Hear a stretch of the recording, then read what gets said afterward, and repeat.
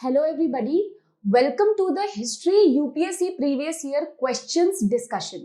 यहाँ पे हम पहले 1993 से क्वेश्चंस को डिस्कस करेंगे और उसके बाद हम ईयर वाइज सारे क्वेश्चंस को देखेंगे। पहले स्टार्ट करने से पहले मैं आपको एक छोटी सी बात बताना चाहूंगी कि इस क्वेश्चंस को डिस्कस ही नहीं करेंगे, उनके ऑप्शंस को भी डिसिफर करने की कोशिश करेंगे and at the same time हम ये देखेंगे कि कैसे यूपीएससी थीम को सेम रखती है और उसी पे क्वेश्चन नेक्स्ट ईयर में बनाती है। इसका मैं आपको आज से मतलब 2024 से प्रीवियस 5 ईयर का क्वेश्चन का भी एग्जांपल दूंगी कि कैसे 1993, 1994 और 2005, 6, 2013 ऐसे करके पीवाईक्यू के थीम को उठा करके और नए क्वेश्चंस यूपीएससी ने दिए हैं। तो चलो इस इंटरेस्टिंग से डिस्कशन को हम लोग शुरू करते हैं। पहला UPSC previous year question of history year 1993। तो मैं आपको ये चीज बता दूं कि 1993 का जो क्वेश्चन है उसमें we won't be taking much time. क्योंकि इसमें क्या है कि अभी का जो ट्रेंड है उसमें स्टेटमेंट वाइज क्वेश्चंस है या फिर picking the options 1, 3 and 4, 1, 2 and 4। लेकिन पहले मोस्टली जो सवाल आता था वो वन लाइनर आता था और आप देखोगे कि 1993 में भी जो सवाल आए हैं वो पूरे तरीके से वन लाइनर क्वेश्चंस ही हैं। तो आज हम 1993 का करेंगे, उसके बाद हम 94 का करेंगे और आप धीरे धीरे देखोगे कि थीम सेम है, भले ही ऑप्शंस अलग अलग तरीके से इन लोगों ने बना दिए हैं, लेकिन जो बेसिक है, जो थीम है, जो पैटर्न है वो वही चला आ रहा है। और इसी तरह से हम डिकोड करेंगे, डेसिफर करेंगे कि यूपीएससी आखिर किस माइंडसेट से सोचती है और क्या सोच करके सवाल बनाती है। So starting with the questions now, year 1993, question number 1। अभी देखो आप, पहला क्वेश्चन कहता है कि the term Nishka which meant an ornament in the Vedic period। अब वैदिक पीरियड क्या था? अब एक एक वर्ड पढ़ोगे। वैदिक पीरियड क्या था? वैदिक पीरियड दो था ना, पहले था अर्ली वैदिक और दूसरा था क्या? लेटर वैदिक। ये था 1500 से लेकर के 1000 बीसी और ये क्या था? 1000 से लेकर के 600 बीसी। तो इसी टाइम की बात कर रहा है कि आखिर वैदिक पीरियड में जो निष्का टर्म था वो किस चीज के लिए was used in the later times to denote. इस वर्ड को लेटर टाइम्स में क्या बोलने के लिए यूज किया जाता था?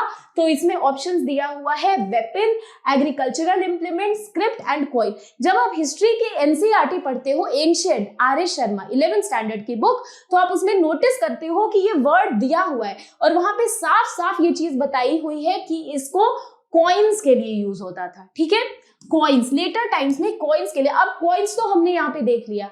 अब यूपीएससी ने क्या किया है मैं आपको बताती हूँ। अभी से आई थिंक 2022 का आप पीवाईक्यू देखना, उसमें एक क्वेश्चन है कि फनम, ठीक है, ये सवाल पूछता है कि ये फनम क्या था जो कि एंशिएंट टाइम्स में word, sorry not ancient, medieval times में वर्ड को यूज किया जाता था। ये सवाल साफ साफ पूछे हुए 2022 में, 1993 का क्वेश्चन। अब मैंने आपको बोला ना, थीम सेम है, सवाल बदल दिए हैं, सवाल भी उसी थीम पे रखे हैं। जैसे कि उस टाइम पे जो उन्होंने निष्का पूछा था, अभी इन्होंने फनम पूछा है। एंशिएंट का पूछा था, अभी इन्होंने मिडीवियल का पूछा है। तो आप अपनी एनसीईआरटी बुक मिडीवियल में पढ़ोगे कि उसमें फनम मेंशन है, जो कि साउथ इंडिया में कॉइन्स के लिए यूज होता था। फनम गोल्ड कॉइन्स के लिए साउथ इंडिया में यूज होता था। पूरी जो सदर्न किंगडम है उसमें इस वर्ड को, इवन जब ब्रिटिशर्स इंडिया आते हैं उस टाइम पे भी फनम जो था वो काफी उस टाइम पे चलता था और काफी एक्सेप्टेबल करेंसी मानी जाती थी और काफी ट्रेंड में भी था। तो बेसिकली कॉइन से रिलेटेड सवाल 1993 में भी आए हैं और 2022 में भी आए हैं। अब आप देखो कि एग्रीकल्चरल इंप्लीमेंट जो बी ऑप्शन है, उससे अभी से 2-3 साल पहले, आई थिंक जब हम पूरा डिस्कस करेंगे तो एग्जैक्ट मैं आपको ईयर बताऊंगी कि उसमें भी सवाल आए हैं अग्रहट्टा के बारे में कि अग्रहट्टा क्या था, है ना। तो वो एग्रीकल्चरल इंप्लीमेंट हम कैसे बोल सकते हैं, क्योंकि वो व्हील होती थी जो कि लिफ्ट करती थी वाटर को। इसी तरह से ऑप्शन से जो है वो क्या बनाती है यूपीएससी, सवाल बनाती है। और थीम्स, अगेन मैं मेंशन कर रही हूं कि थीम सेम है। इसमें जो थीम है वो क्या है? कॉइन्स। अब कॉइन जो थीम है इस पे सवाल बनाई जा रही है, 2022 में भी बनाई थी। तो इसका ऑप्शन क्या हो जाएगा? ये। अब आप देखो कि इसके एक्सप्लेनेशन में लिखा है कि वैदिक पीरियड में ये टर्म रेफर होता था ऑर्नामेंट के लिए, लेकिन लेटर टाइम्स में इसी टर्म को किस चीज के लिए यूज किया जाने लगा? कॉइन्स के लिए यूज किया जाने लगा। ठीक है, गोल्ड बार के लिए यूज किया जाने लगा।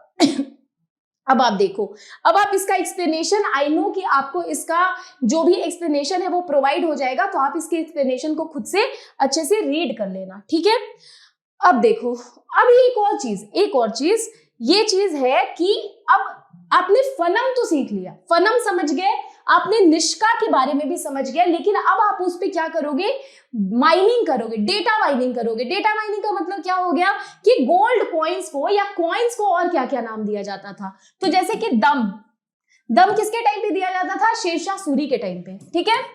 उसी तरीके से टंका सिल्वर कॉइन हुआ करता था, जीतल कॉपर कॉइन हुआ करता था। इन सब के बारे में कि दम क्या था, गोल्ड कॉइन था शेरशाह सूरी के टाइम पे, टंका क्या था, सिल्वर कॉइन था, जीतल क्या था, कॉपर कॉइन था, फनम क्या था, या फिर निष्का क्या था, या फिर निष्का के अलावा जो बाकी के भी जो कॉइन यूज होते थे वो भी यहाँ पे लिखे, other coins in circulation during this period, उसका क्या नाम था, सतमान और कृष्णाल। ये 5-6 कॉइन्स के जो नाम है वो आप बिल्कुल रट लो, और जब आप अपने पीवाईक्यू करोगे तो जहां पे आपका क्वेश्चन लिखा है ना, जो भी आपका हार्ड कॉपी है उसमें आपने ये सारे कॉइन्स के नाम लिख लेने हैं कि ठीक है, निष्का, फनम, और ये भी देखना कि दम जो है वो गोल्ड है कि सिल्वर है, ये भी देखना कि टंका जो है वो गोल्ड है कि सिल्वर है, जीतल जो है वो गोल्ड है कि सिल्वर है, ठीक है, निष्का जो है वो गोल्ड है कि, ये आपको थीम पे जो है वो अपना क्वेश्चन तैयार करना है। Question number 2. Which one of the following is considered to be the world's greatest iconographic creations made by Sthapatis of Southern India? Maybe इससे सवाल पूछ ले कि during the Chola period, in the ancient period, स्थापितीज का मतलब क्या था, ये भी सवाल पूछ सकता है। तो स्थापिती का मतलब होता था कि जो स्कल्पचर बनाते थे, ठीक है। इस वर्ड का स्थापिती का मतलब क्या होता है, चोला के टाइम पे जो स्कल्पचर बनाते थे उनको कहते थे, जो आर्टिस्ट होते थे उनको स्थापिती कहते थे। हमें ये चीज पता चल गई। अब ये कौन सा आइकोनोग्राफिक जो है वो क्रिएशन है, वो आपको पता है कि नटराज है ना। अब आप सिर्फ नटराज ही मत देखना, आप ये भी देखना कि महिषासुर मर्दिनी या फिर सोमस्कंद या फिर राम, ठीक है। अब चोला जो है ना वो नटराज स्कल्पचर के लिए ही जाना जाता है। फिर से मैं रिपीट करूंगी कि कैसे थीम को पकड़ के यूपीएससी जो है आगे क्वेश्चन बनाती है। अभी से आई थिंक 2023 या 24 में एक सवाल आया है कि Nataraja, the statue of Nataraja या फिर ब्रॉन्ज स्टैचू ऑफ नटराज, ये क्या चोला टाइम से, उसमें सवाल स्टेटमेंट वाइज ये आया था कि चोला के टाइम हम नटराज का, ब्रॉन्ज स्टैचू ऑफ नटराज का हम क्या देखते हैं, स्कल्पचर देखते हैं, ओरिजिन देखते हैं, नटराज पहले नहीं थे। ये सवाल यूपीएससी में आया है। देखो 1993 के थीम पे अभी के पिछले 3 साल में ये सवाल आ गया है। तो हमें नटराज के बारे में जानना है कि ये चोला ही के टाइम पे नहीं थे, उससे पहले भी इनफैक्ट क्या करते थे, एग्जिस्ट करते थे, ठीक है।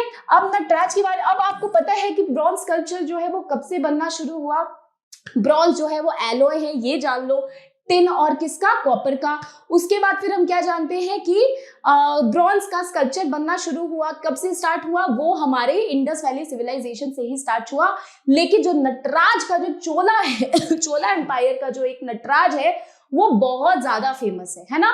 उसमें जो आपने तांडव वाला जो अवतार देखा होगा, अगर मैं आपको यहाँ पे देखूं ये वाला डायग्राम, तो आप देखोगे कि इसमें आपकी इनफैक्ट एनसीईआरटी बुक्स में भी, या फिर आप जो रेफरेंस बुक यूज करते हो जैसे कि आर्ट एंड कल्चर के लिए नितिन सिंघानिया यूज करते हो, उसमें एक ये बना हुआ है, और उसमें आप देखोगे कि वो पूरी तरीके से बताया है कि लेफ्ट हैंड जो है वो किस पोजीशन में है, अभय मुद्रा में है, किस पोजीशन में है।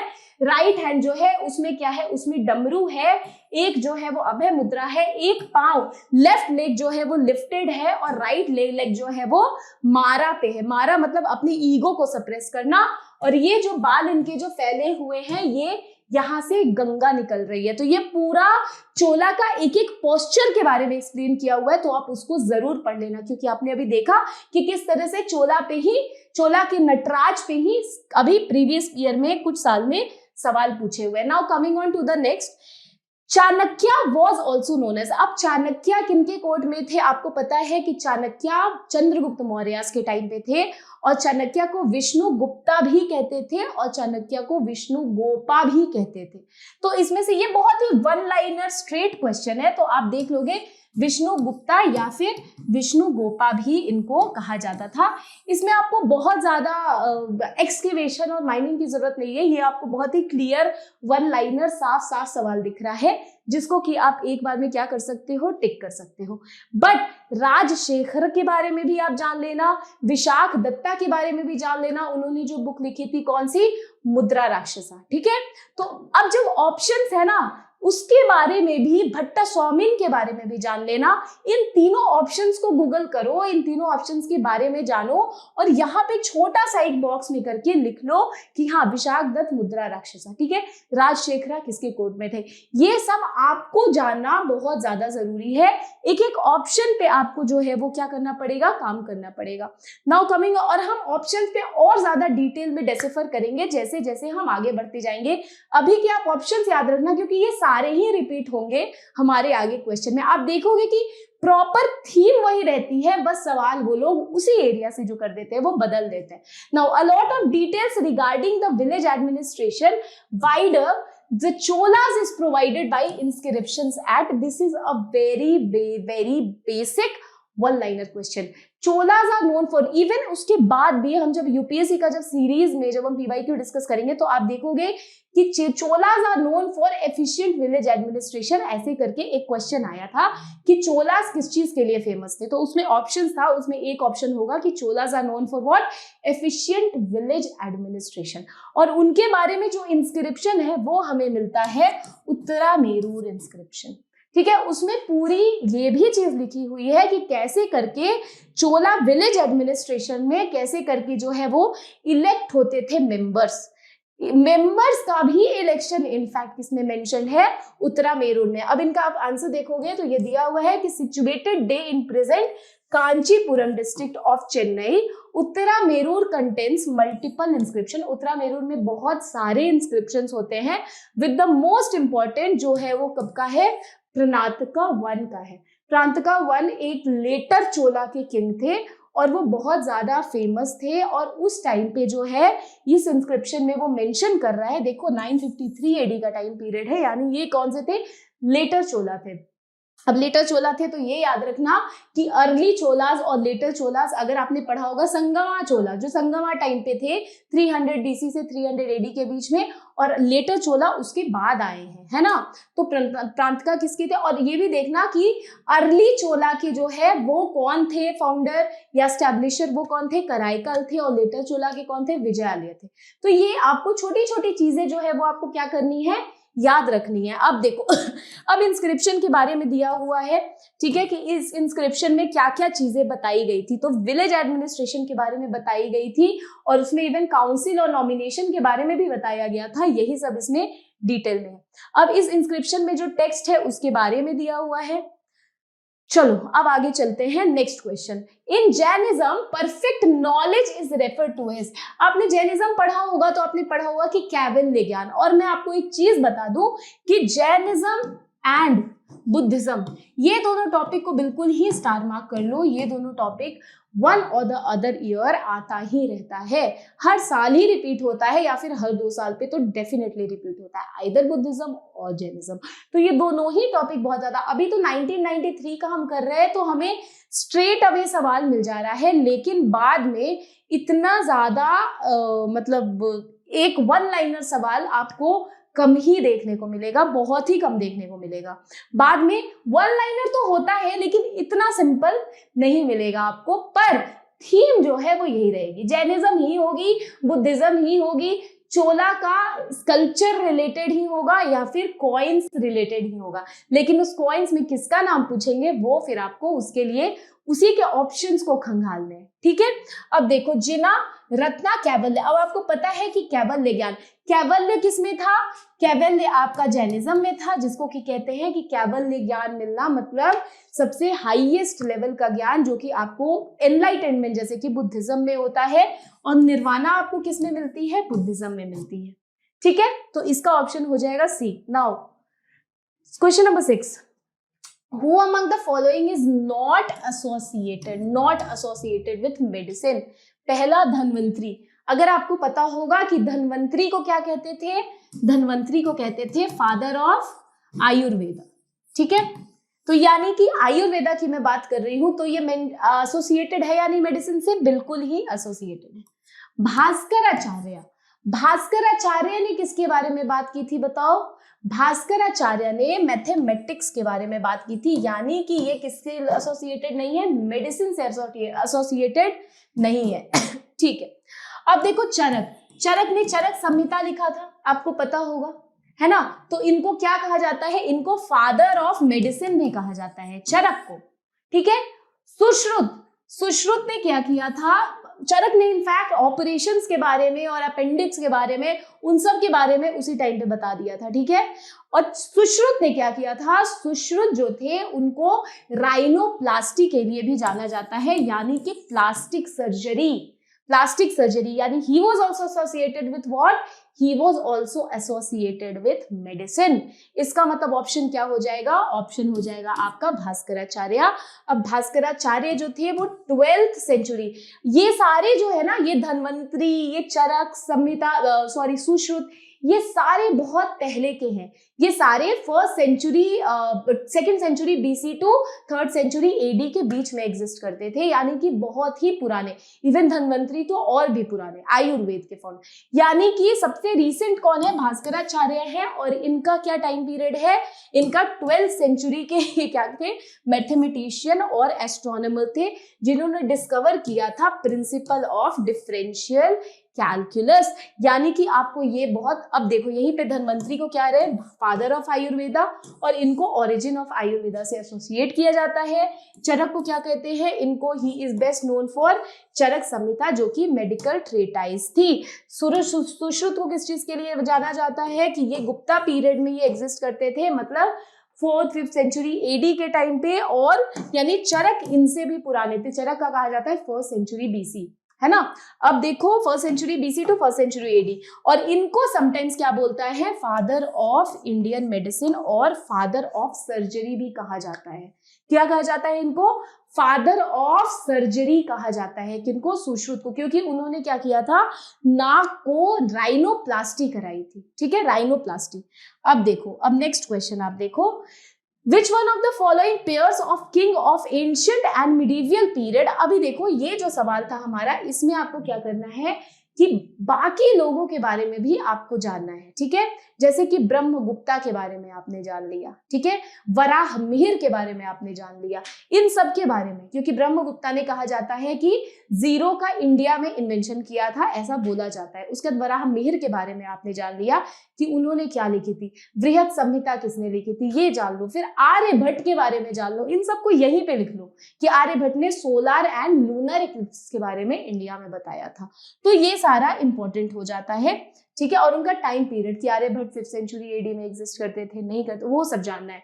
Which one of the following pair of king of ancient and medieval period of Indian history and the works authored bye them is correctly matched? अब ये सवाल आप देखो, कृष्णदेवराय, कृष्णदेवराय जो है वो कौन से तुलुवा डायनेस्टी के थे?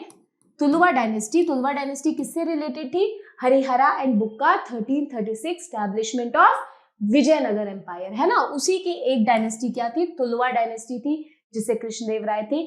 और कहते हैं the art and literature of Vijayanagara empire reached its zenith during the period of Krishnadevaraya. ठीक है, तो यानी कि कृष्णदेवराय ने खुद भी एक किताब लिखी थी, कौन सी? अमुक्तमाल्यदा, यानी कि ये किताब लिखी थी, यानी कि ये ऑप्शन हो जाएगा आपका गलत। अब देखो महेंद्र वर्मन ने किताब लिखी थी, ये पल्लवा डायनेस्टी के रूलर थे, पल्लवा डायनेस्टी, और ये कब था? 7th सेंचुरी एडी के आसपास। और महेंद्र वर्मन ने जो किताब लिखी थी, संस्कृत में प्ले लिखा था, उसका नाम है मत्ताविलासा प्रहंस। ठीक है, यानी कि ये जो है ये सही है। अब देखो भोजदेव ने क्या किया था? भोजदेव ने लिखा था, भोजदेव मालवा के राजा थे। किसके थे? मालवा के थे, और उन्होंने जो किताब लिखी थी, जो आप राजा भोज भी आप पढ़ते होंगे, उन्होंने किताब लिखी थी क्या? समरंगना सूत्रधार। ठीक है, सोमेश्वर ने जो किताब लिखी थी वो क्या लिखी थी? वो लिखी थी मनसोलसा। ठीक है, ये सब आपको याद करना है, क्योंकि हो सकता है कि यूपीएससी जो है सुमेश्वर और मनसोलसा से उठा के देगी। जब हम लोग धीरे धीरे करके जब यूपीएससी के क्रोनोलॉजी में जब देखेंगे तो हमें ये चीज पता चलेगा कि कैसे यूपीएससी इसी को उठा करके और 10 साल बाद आपको क्वेश्चन फॉर्म करके दे रही है, फिर वहां पे कंफ्यूजन हो जाता है। तो अगर आपने प्रीवियस ईयर को अच्छे से डेसिफर किया है तो आपको वहां पे ये कंफ्यूजन नहीं होगा और इस कंफ्यूजन से आप क्या करोगे, बचोगे। अब देखो इसी का एक्सप्लेनेशन है मत्ताविलास प्रहंसन। ये क्या है, संस्कृत प्ले है और इन्होंने क्या लिखा था, पल्लवा किंग महेंद्र वर्मन ने लिखा था in the beginning of 7th century. कहाँ पे, साउथ इंडिया में, ठीक है, क्योंकि पल्लवा डायनेस्टी वहीं पे थी। अब देखो समरंग सूत्रधार, ये किसने, 11th सेंचुरी की पोएटिक ट्रेटाइस है जो कि किसने लिखी थी, भोजदेव ने, राजा भोज, ठीक है। अब देखो मनसोलास ये जो है मनसोलास, इसको और भी क्या कहते हैं, अभिलाषित चिंतामणि, अभिलाषित चिंतामणि, और ये 12th सेंचुरी की संस्कृत टेक्स्ट है और इनको कंपोज किया था किसने, चालुक्य किंग। चालुक्य किंग कौन थे वो, सोमेश्वरा III। और इसने क्या बताई थी, इन्होंने agriculture, polity, economy, architecture, games, perfumes, हर चीज के बारे में इसमें बता दिया था, मतलब ओवरऑल चालुक्यन किंगडम के बारे में इन्होंने यहाँ पे बताया था। मुक्तामाल्यदा किसने लिखा था, वो मैंने आपको ऑलरेडी बता दिया, कृष्णदेव राय ने लिखा था, विजयनगर डायनेस्टी के किंग, ठीक है, विजयनगर एम्पायर के। और कौन सा डायनेस्टी, तुलुवा डायनेस्टी। अब चलो, Ashokan inscription were first deciphered by, first decipher किसने किया था, 1837 में। 1837 में कौन थे, जेम्स प्रिंसप, उन्होंने अशोकन इंस्क्रिप्शन को क्या किया था, डेसिफर किया था, और उन्होंने दोनों को किया था। मतलब अगर हम इंडिया की बात करें तो इंडिया में यहां पे जो अशोकन इंस्क्रिप्शन मिली है वो मिली है प्राकृत स्क्रिप्ट की, ठीक है, प्राकृत स्क्रिप्ट की, और यहां पे जो इंस्क्रिप्शन मिली है वो मिली है ब्राह्मी स्क्रिप्ट की, ठीक है। और इन्होंने इन दोनों ही स्क्रिप्ट को, नॉर्थ वेस्ट में जो ब्राह्मी स्क्रिप्ट मिली है हमें और जो यहाँ जो प्राकृत स्क्रिप्ट जो हमें इंडिया में मिली है ज्यादातर, उन दोनों ही स्क्रिप्ट को उन्होंने क्या किया था, डेसिफर किया था। कि इन्होंने, जेम्स प्रिंसप ने, वो एक रिसर्चर थे, कहां से, ब्रिटेन से, ठीक है। तो जेम्स प्रिंसप ने क्या किया था, यूरोपियन स्कॉलर थे, उन्होंने डेसिफर किया था। और Prinsep was able to read the Brahmi and Kharosthi script which were used in the Ashokan inscription. Oh, I'm really sorry. I said it's Brahmi script. It is Kharoshti script and Prakrit. Sorry, these are the languages. I got confused. Brahmi and this is basically the language that Brahmi script and Kharoshti script. ठीक है। और Brahmi script और Kharosthi script होती थी waste में use और Brahmi script होती थी ईस्ट में यूज, ठीक है। खरोष्टी होती थी वेस्ट में यूज और ब्राह्मी होती थी ईस्ट में यूज होती थी ब्राह्मी स्क्रिप्ट और वेस्ट में होती थी क्या, खरोष्टी स्क्रिप्ट। तो अशोका जो थे उन्होंने खरोष्टी और ब्राह्मी दोनों स्क्रिप्ट में क्या कराई थी कि अपनी इंस्क्रिप्शन कराई थी। खरोष्टी जो थी वो वेस्ट में यूज होती थी और ब्राह्मी ईस्ट में यूज होती थी। और उनके जो लैंग्वेज थी जिसकी मैं बात कर रही हूँ, प्राकृत, ठीक है। Language was Prakrit, language was also Sanskrit. तो ये आप स्क्रिप्ट और लैंग्वेज में प्लीज कंफ्यूज नहीं होना, उसका हम लोग एक अलग से सेशन भी लेंगे कि लैंग्वेज और स्क्रिप्ट में क्या डिफरेंस है। तो बेसिकली इन दोनों को किन्होंने डेसिफर किया था, इन दोनों को डेसिफर किया था जेम्स प्रिंसप ने इन द ईयर 1837, ठीक है। Now coming on to the next, which of the following were the main objective of Khilafat movement. Khilafat movement क्यों शुरू हुआ था, आपको पता होगा 1919 था रॉलेट एक्ट, ब्लैक एक्ट, उसके बाद 1920 में हुआ है ट्रीटी ऑफ सेवर्स, जिसमें कि ऑटोमन टर्क्स के पावर को छीन लिया गया। महात्मा गांधी ने इसको एक बिग अपॉर्चुनिटी देखी कि हाँ यहाँ पे है, जब हम हिंदू और मुस्लिम को यूनाइट करके ब्रिटिश के खिलाफ खड़ा कर सकते हैं और हम एक हो सकते हैं, तब खिलाफत मूवमेंट शुरू हुआ। यानी कि ऑटोमन खलीफा को वापस से स्टैब्लिश करना भी एक मोटिव था किसका, खिलाफत मूवमेंट का। अब हम क्वेश्चन देखते हैं, which of the following were the main objective of the Khilafat movement. पहला, to rouse anti British feelings among the Muslims of India, ठीक है, सही है, बिल्कुल सही है, ठीक है। To reform the Muslim society, reformation in the Muslim society was not an objective of Khilafat movement. Now to demand separate electorate and preserve the Khalifa. No, separate electorate तो उस समय 1909 में मौलवी मिंटो रिफॉर्म में ऑलरेडी मुस्लिम्स को मिल चुका था, और हिंदूज को स्पेशली जब माइनॉरिटीज की जब बात हुई थी, माइनॉरिटीज की डिप्रेस्ड क्लासेस की जब बात हुई थी, तो पूना पैक्ट हुआ था जिसमें कि गांधी जी ने सेपरेट इलेक्टोरेट मना कर दिया था डिप्रेस्ड क्लासेस के लिए, वहां पे उन्होंने रिजर्वेशन दिया था. यानी बी ऑप्शन तो बिल्कुल ही गलत हो जाएगा. Third, to demand separate electorate, C भी गलत. To save the Ottoman Empire and preserve the Khalifa. Yes, Khalifa को वापस से क्या करना है, ऑटोमन एम्पायर पे स्टैब्लिश करना है, ये भी एक ऑब्जेक्टिव था. यानी 1 और 4. अगर आप इसको देखोगे 3 तो गलत ही है, तो 3 से आप इन दोनों को रिमूव कर दोगे. 1 और 2 देखो तो 2 भी गलत है, तो ऑप्शन क्या बच जाता है आपके पास, 1 और 4. This is the right option. Now coming on, moving on. अब देखो, in Mughal paintings one notices the adoption of principle of foreshortening. अब ये ना, ये अंडरलाइन हाईलाइट कर लेना और इसको स्टार मार्क कर लेना, क्योंकि हो सकता है कि ऐसा सवाल पूछ ले कि the principle of for shortening was used इन. अब हो सकता है पेंटिंग बता दे, या फिर for shortening in painting was used during the period of, ये भी पूछ सकता है, जिसमें कि आपको क्या करना है, आपको यहाँ पे समझना है कि फॉर शॉर्टनिंग का मतलब होता है कि मैं सामने से अगर किसी पेंटिंग को या फिर किसी पोएट्री को मैं देख रही हूं, तो मेरे हिसाब से उसकी साइज जो बनी है उससे ज्यादा निकल के वो बड़ी दिख रही है.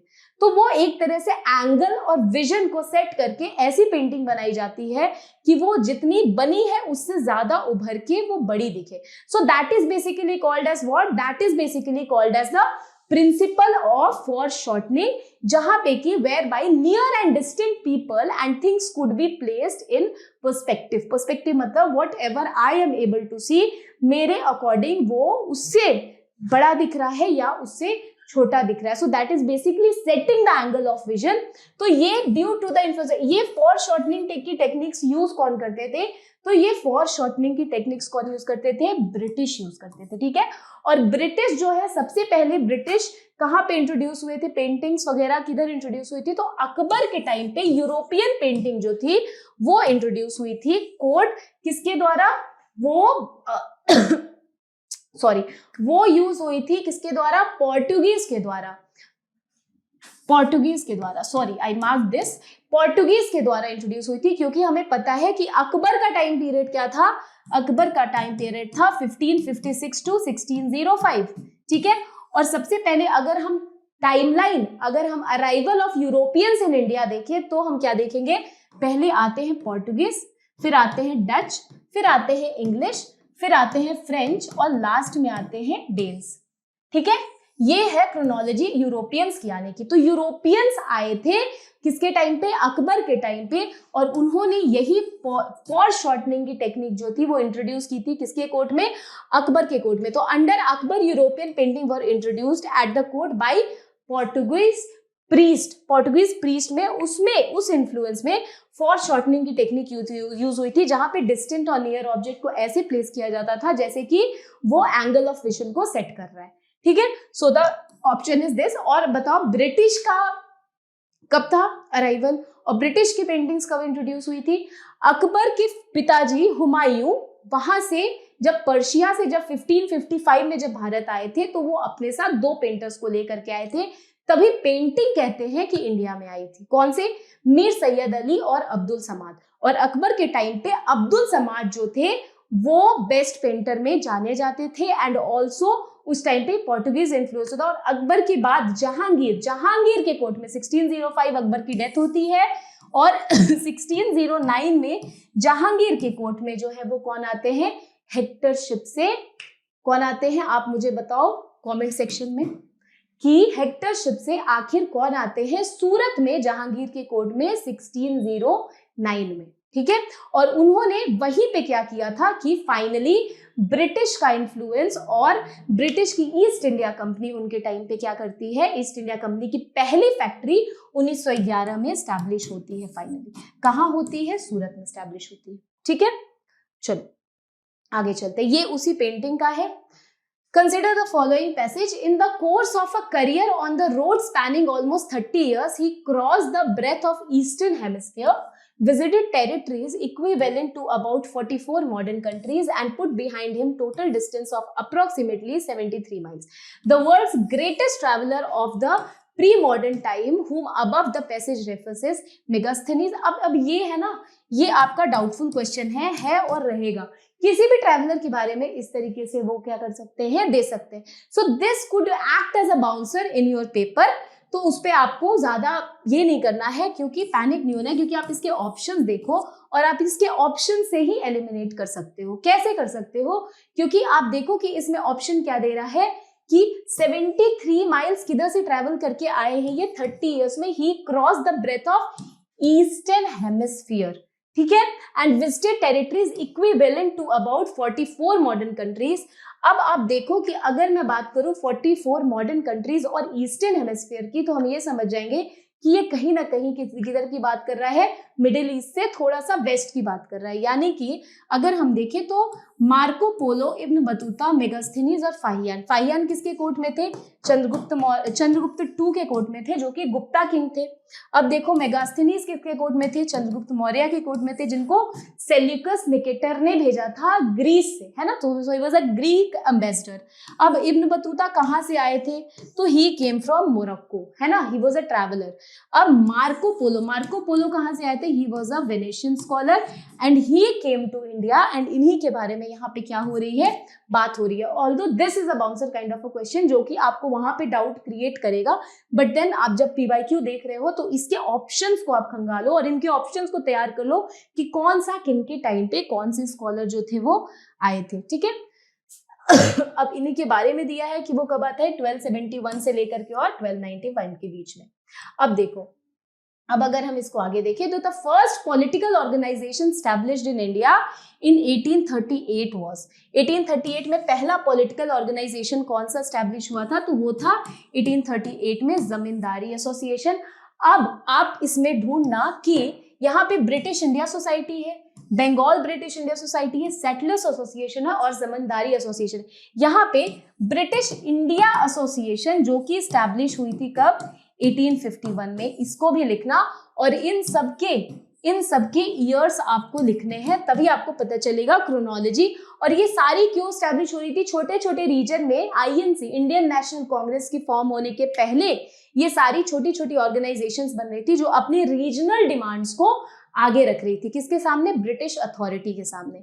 और फाइनली सुरेंद्रनाथ बैनर्जी और आनंद मोहन बोस द्वारा जो 1876 में जो इंडियन एसोसिएशन बनाई गई थी, उसके बाद क्या हुआ था कि उसके बाद उसी को हम देखते हैं कि उसी के बाद कांग्रेस की फॉर्मेशन होती है। और कांग्रेस की फॉर्मेशन कब होती है? 1885 में फॉर्म होती है, राइट। ये सारी एसोसिएशन एक तरह से मर्ज हो जाती है और finally it leads to the formation of Congress, INC, Indian National Congress, ताकि हम लोग पूरे एज अ होल नेशन का जो डिमांड है वो क्या कर सके? ब्रिटिश के सामने रख सके, ठीक है। चलो, coming on, which one of the following statements correctly define the term drain of wealth theory as propounded by दादा भाई नेहरू जी? तो दादा भाई नेहरू जी ने ड्रेन ऑफ वेल्थ थ्योरी दी थी और उन्होंने ये वाली जो थ्योरी दी थी, ये कौन से किताब में दी थी? तो poverty and un British rule in India, इसमें इन्होंने इस थ्योरी को मेंशन किया था। तो अब कह रहे हैं कि क्या आखिर बताती है ये थ्योरी? तो आप ऑप्शन देखो, that the resources of the country were being utilised in the interest of British. चलो, थोड़ा बहुत समझ आ रहा है। That a part of India's national wealth or total animal product was being exported to British, for which India got no material returns. Absolutely true. Wealth जो है India का वो क्या हो रहा है? ड्रेन हो रहा है। और वो बेस्ट एक्सप्लेन कौन कर रहा है? स्टेटमेंट 2 कर रहा है। सी देखो तो, that the British industrialist were being given an opportunity to invest in India under the protection of the imperial power. No, that the British goods were being imported to the country making it power day by day. अब देखो, that the resources of the country were being utilised in the interest of the Britain. No, perfect explanation to this is B, ठीक है। अब देखो, अब आप इसमें एक चीज नोटिस करोगे कि अगर दादा भाई नेहरू जी का पूछा है तो इनके साथ एक और इंपॉर्टेंट है। कौन है वो? आरसी दत्त। इनका आप किताब देखोगे कि क्या है, इकोनॉमिक हिस्ट्री ऑफ इंडिया है, कौन सी किताब है इनकी, ये आप देखोगे और उनके बारे में यहीं पे क्या करोगे, अपने ऑप्शन में लिख लोगे। ठीक है, ये बहुत ज्यादा इंपॉर्टेंट है। अब चलो 15, the foundation of modern educational system in India was led by. अब आपको पता है कि 1 लाख रुपए चार्टर एक्ट 1813 में क्या किया था, ब्रिटिश गवर्नमेंट ने सैंक्शन किया था, लेकिन उन्होंने ये नहीं बताया था कि उसको किस चीज के लिए यूज करना है। दो ग्रुप निकल के आते हैं, एक आते हैं ओरिएंटलिस्ट, एक आते हैं एंग्लिसिस्ट। ओरिएंटलिस्ट ये कहते हैं कि इसको इंडियन एजुकेशन में, मतलब कि इसको grass root level of education को प्रमोट करने में, मदर टंग को प्रमोट करने में, या इनकी जो लैंग्वेज है उसको प्रमोट करने में यूज करना चाहिए, जैसे संस्कृत हो गया, हिंदी हो गया। बट जो ब्रिटिश है, जो एंग्लिसिस्ट है, वो कहते हैं कि नहीं, हमें इंग्लिश एजुकेशन को इम्पार्ट करना चाहिए। और वहीं पे ये कंट्रोवर्सी चलती है। फिर फाइनली मैकॉले, लॉर्ड मैकॉले आते हैं और 1835 में मैकॉले मिनट देते हैं, जिसमें कि वो एक थ्योरी देते हैं जिसको कहते हैं downward filtration theory.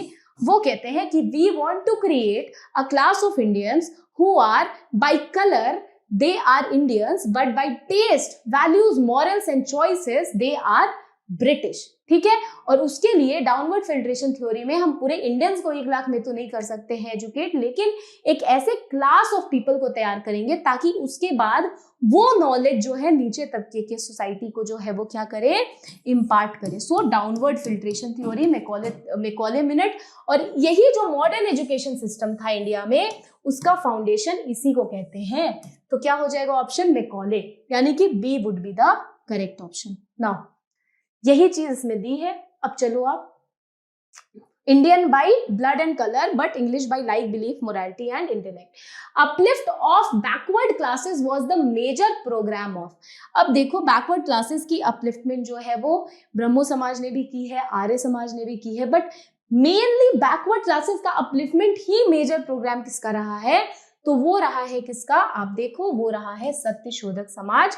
Satyashodhak Samaj establish by Jyotirao Phule in the year 1873। ठीक है, ये हो गया महाराष्ट्र में, ये इनका मेजर ऑब्जेक्टिव है। अब आपको बाकी के बारे में भी जानना है, तो बाकी के बारे में देखो, आर्य समाज 1875 बाय स्वामी दयानंद सरस्वती। ठीक है, रामाकृष्ण मिशन 1897 बाय स्वामी विवेकानंद।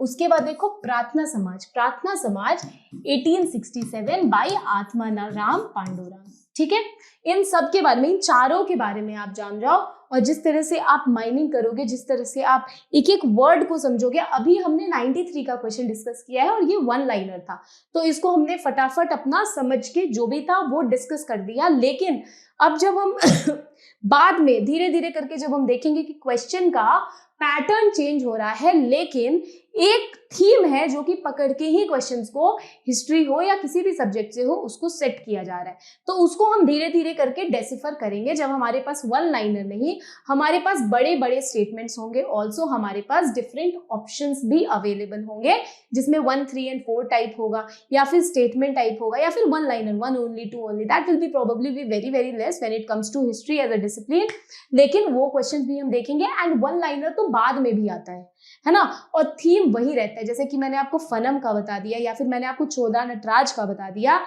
उसी टाइप से थीम सेम रहता है, बस क्वेश्चंस डिफर करते हैं। That all we will see in our next 1994 का टेस्ट डिस्कशन। आई होप आपको ये वाली टेस्ट डिस्कशन समझ में आई होगी। अगर आपके पास कोई डाउट है तो आप जरूर पूछें, और लेटर ऑन इसके बारे में हम और डिटेल में बाद में डिस्कस करेंगे।